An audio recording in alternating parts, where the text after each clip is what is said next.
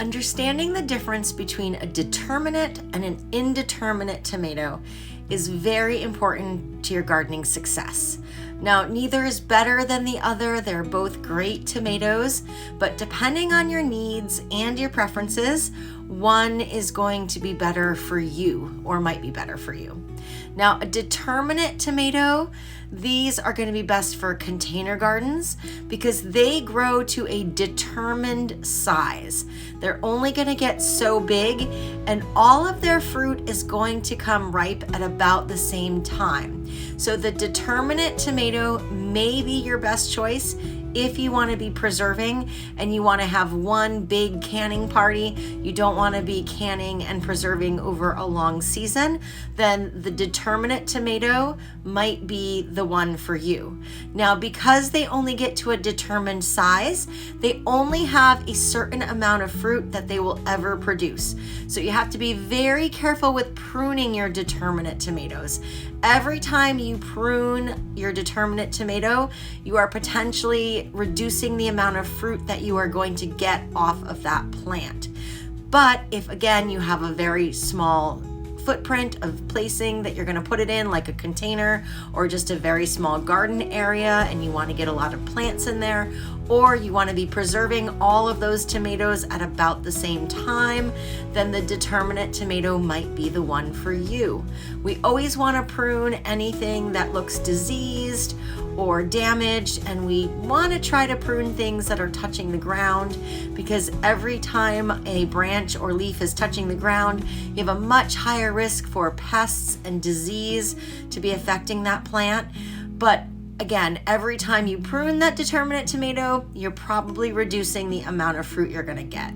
Now, the indeterminate tomato, those are your big, huge vining tomatoes.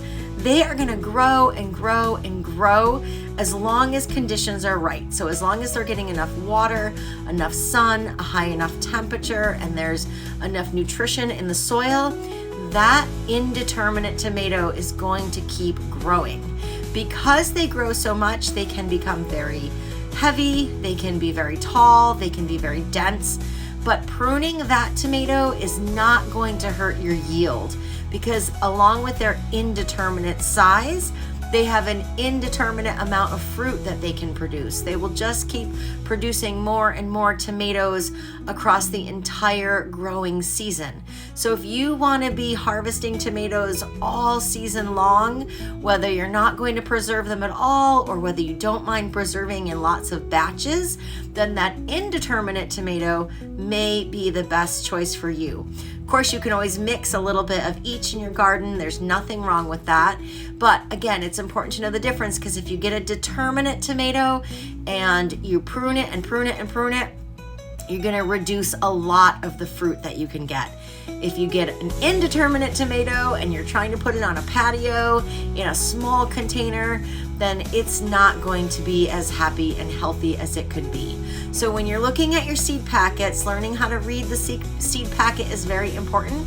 And if you're choosing tomatoes, either from seed or even as plants, if you're going to a gardening center or the farmer's market or your local farm stand and you're going to pick out the tomato plant to bring home to transplant, look at the tag, look at the information, and see whether it's a determinate tomato, sometimes also called a patio tomato, or see if it is an indeterminate variety, and choose the one that's best for you.